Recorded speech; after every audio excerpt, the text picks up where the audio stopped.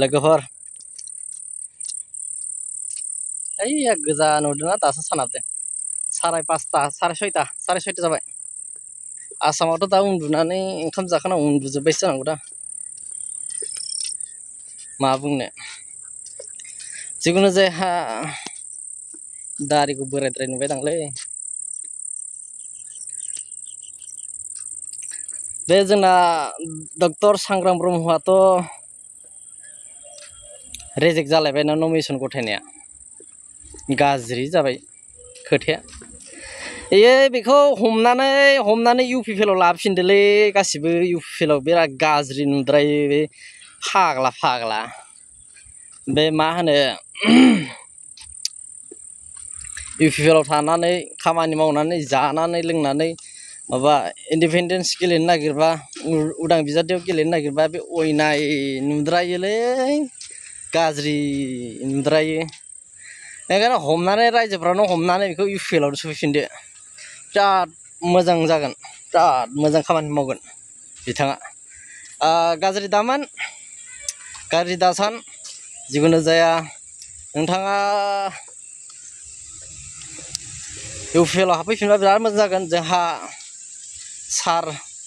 गर्जन मोसाहारि सारा इउपिपिएलआव हाबबाय आसाम प्रदेश कंग्रेस कमिटिनिफ्राय ओंखारनानै इउपिपिएलआव हाबफैबाय एसेबां मोजां टेलेन्टेड गियानि गुनि आरो गासिबो मोजां लेभेलनि मोजां थाखोनि मानसिया कंग्रेस नागारनानै इउपिपिएलआव हाबफैनाया जोबोद साननो गोनां बेनिखायनो डक्टर सांग्रां ब्रह्म सार नोंथाङाबो इउपिपिएलआव हाबफैफिनदो जोंहा बिपिएफनि एसेबां मोजां डायनामिक लिडार चन्दन ब्रह्म खाम्फा बरगयारी आरो माखासेखौथ' मिथिबावला बुंबावला बिथांमोना इउपिपिएलआव हाबफैदों जोबोद साननो गोनां जोबोद मोजां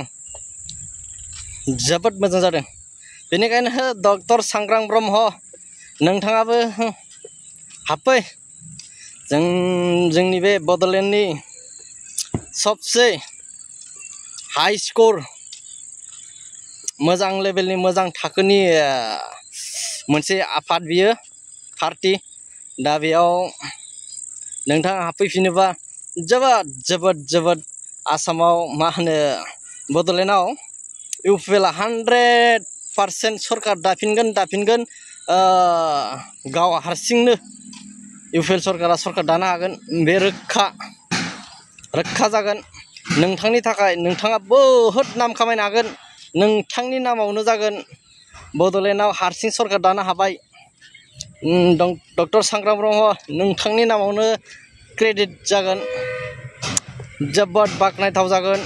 जोबोद रंजाथाव नोंथांनो रायजोफोरा गोदोनायाव आर'नाइ सोगोन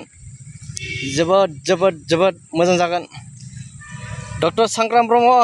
आइ रिकुवेस्ट आंनिफ्राय खावलायनाय इउपिपिएलआव हाबफैफिनदो आरो मोजां मोनसे लेभेलाव